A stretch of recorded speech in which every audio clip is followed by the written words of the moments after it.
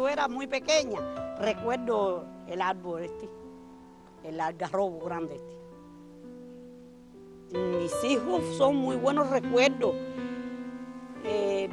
Son buenos y fueron un poco tristes porque cuando yo cargué a mi niña por primera vez en mis brazos fue en el año 68 y mi mamá había muerto en el 61 en el camión. Me dio tanta alegría verla que conté hasta la edad que pudiera tener mi mamá, que pudiera haber estado al lado mío, porque yo me puse muy mal y me hicieron una cesárea. Y entonces, pero fue bueno porque recibí mi primera hija. Tengo buenos recuerdos de Celia. Celia fue muy buena conmigo, muy buena, muy buena. Tan buena que llegó a verme llorar y acostarme así en un sofá y poner yo la cabeza en sus piernas y ella acariciarme y decirme que ella tenía una deuda con mi mamá, que ella la quería cumplir conmigo. Y yo necesitaba de ese cariño en aquellos momentos. El grado vaya, como eran las ocupaciones que tenía Celia y que pudo dedicar unos momentos, no, días, a calmarnos la tristeza de mis hermanos y la mía.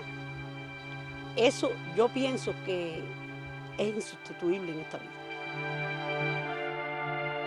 Otro de los recuerdos mejores que tuve en mi vida fue cuando tuve esos zapaticos blancos en mis manos.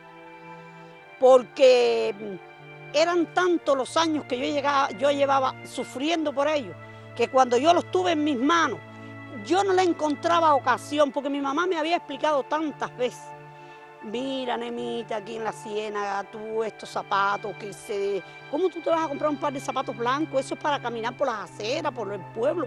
Era verdad, yo vivía 1 kilómetro del batey donde podía lucir los zapatos. Luego, cuando ella me los dio, yo los vi tan lindos, me gustaba tanto, que yo era la que no le encontraba ocasión de ponerme.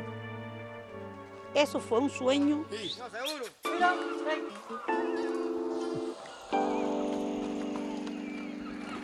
Mi memoria no me han fallado nunca.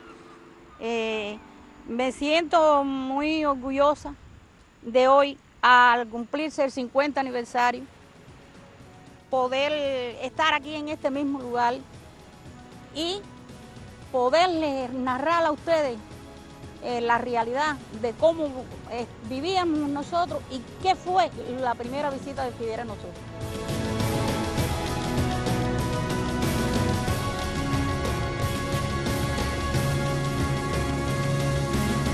Desde el triunfo de la revolución, Cuba, los dirigentes cubanos sabían que la Organización de Estados Americanos siempre iba a responder a los intereses de Estados Unidos.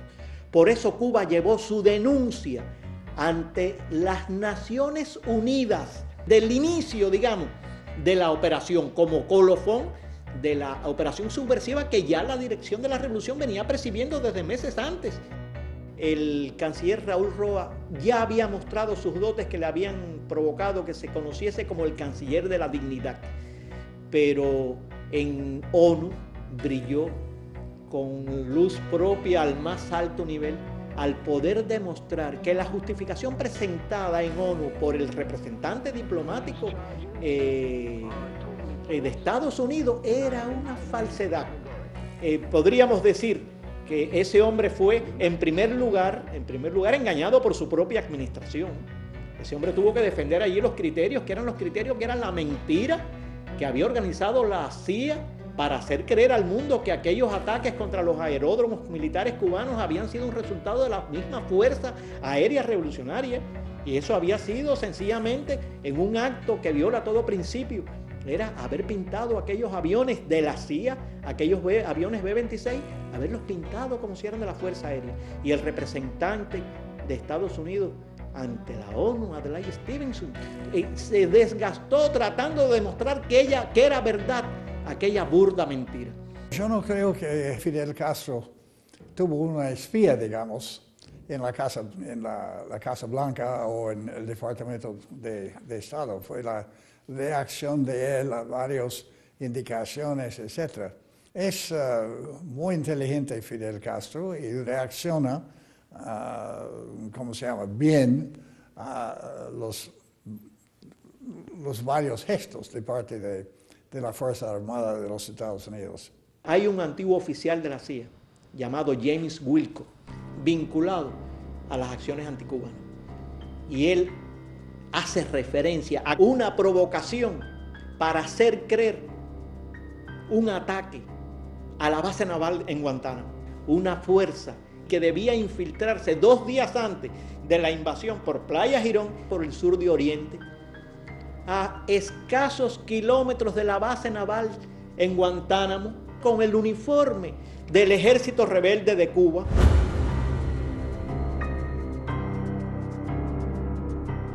En su conjunto, aquella operación subversiva había tenido acciones de asesinatos de jóvenes brigadistas, de creación de bandas de bandidos en las montañas, de introducción de armas explosivos por nuestras costas, de entrenamiento de una fuerza paramilitar en el exterior, de planes de atentado contra el comandante en jefe, de guerra económica, de medidas diplomáticas de diverso tipo.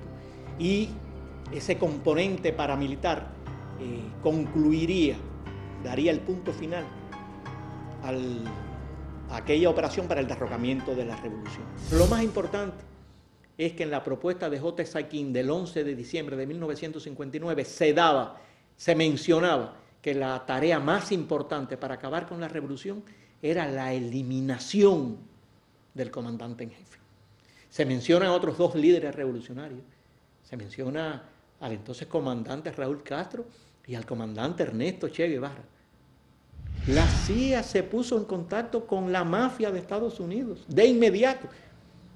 Y ya desde el otoño de aquel año, comenzaron los planes de asesinato del comandante en jefe. El jefe de la CIA, que trabaja sobre Latinoamérica, que este plot no va a tener éxito sin el asesinato de Fidel Castro, Raúl Castro y Che Guevara. Lo interesante es que asesinar a Fidel Castro era el secreto más importante del plot de invadir a Cuba, de la invasión a Girón. Había un plot especial que está paralelo a la invasión y llegó los fondos de este plot para asesinar a Fidel, para cortar la cabeza de la revolución, ¿no? Y crear un caos para crear una condición más fácil para éxito de la invasión. Tan secreto que, para empezar, aún no pasaron los detalles al jefe de la invasión, un tipo que se llama Jacob Esterline. Esterline me dijo en mi entrevista con él de los detalles de este plot de asesinar a Fidel Castro. Me dijo, ellos llegaron a mí, me pidieron $200,000 y ellos quieren de presupuesto tanto dinero, un cheque cada mes. Yo dije, yo no puedo pasar estos cheques tan grandes sin saber de qué se trata. Me dijo, bueno, tú no tienes un nivel suficiente alto en la CIA para saber estos detalles encubiertos, estos detalles secretos. Y él dijo, bueno, entonces yo no voy a firmar los cheques. Y finalmente pasaron a él la información. Este dinero es para pagar a los mafiosos a poner una pastilla de veneno en el helado o algo de la comida de Fidel Castro. Falló el plot y falló la invasión. ¿Por qué Kennedy no hizo preguntas? ¿Por qué Kennedy aceptó? Kennedy estaba de hecho arrinconado. Kennedy no tenía posibilidad de cancelar esta operación. Kennedy tenía la necesidad políticamente que la operación tuviera lugar. Para decir, bueno, si fracasó es culpa de Eisenhower, pero yo lo hice. Aceptaron lo que le decía la CIA, la explicación un poco alocada de la CIA de cuál era la estrategia, y dieron el visto bueno a la operación. La CIA conspiró contra su propio presidente, contra el propio presidente Kennedy, para provocar la intervención militar directa del gobierno de Estados Unidos en esta operación. Ahí yo creo que está el germen de la intervención militar directa. Yo entrevisté al hombre que sustituyó a Bissell como jefe de operación encubierta de la CIA, Richard Helms, y me dijo, bueno, John Kennedy y su hermano Bob, a raíz de Bahía de Cochino, estaban como fieras. Lo que ellos querían era destruir a la revolución cubana, y si alguien dentro de la CIA se hubiera atrevido a decirle, mira, esto no es posible, esto no se puede lograr con las operaciones encubiertas, le hubieran dicho, mira, si usted no sabe hacerlo, nosotros vamos a encontrar a otro que sepa hacerlo, es decir, vamos a sacarlo a usted de su lugar. Y bueno, Bob Kennedy, que toma control de la CIA en lo que se refiere a las operaciones encubiertas contra Cuba. Ya no son los mismos jefes de la CIA que están al frente de esto, es Bob Kennedy. Y bueno, de ahí sigue toda esta embestida contra Cuba, todo este veneno contra Cuba, etcétera, etcétera. Y ustedes saben, es algo un poco alegórico, que el mismo día en que Kennedy es asesinado en Dallas, un agente de la CIA le está dando a un traidor cubano, ¿verdad?, un instrumento, un bolígrafo con veneno para asesinar a Fidel Castro.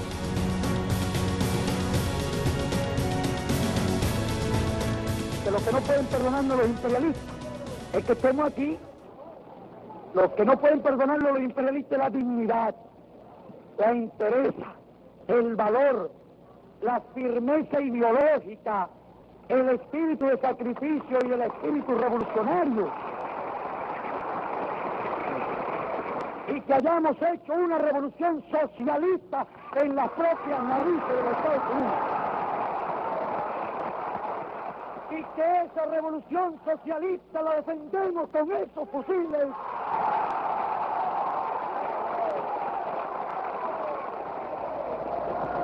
Y por esta revolución de los humildes y por los humildes y para los humildes, estamos dispuestos a dar la vida. El ataque de ayer fue el preludio de la agresión de los mercenarios. Compañeros, todas las unidades deben dirigirse hacia la sede de sus respectivos batallones en vista de la movilización ordenada para mantener el país en estado de alerta ante la inminencia que se deduce de todos los hechos de las últimas semanas y del cobarde ataque de ayer, de la agresión de los mercenarios. Marchemos a las casas de los milicianos, formemos los batallones y dispongámonos a salir al frente al enemigo con el himno nacional.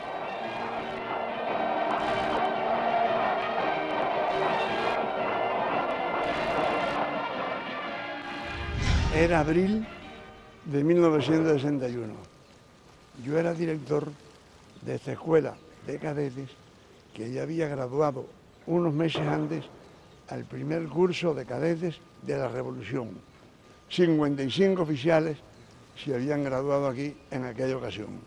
A las 2:40, el que estaba de guardia me avisó en mi habitación que el comandante en jefe me llamaba por teléfono.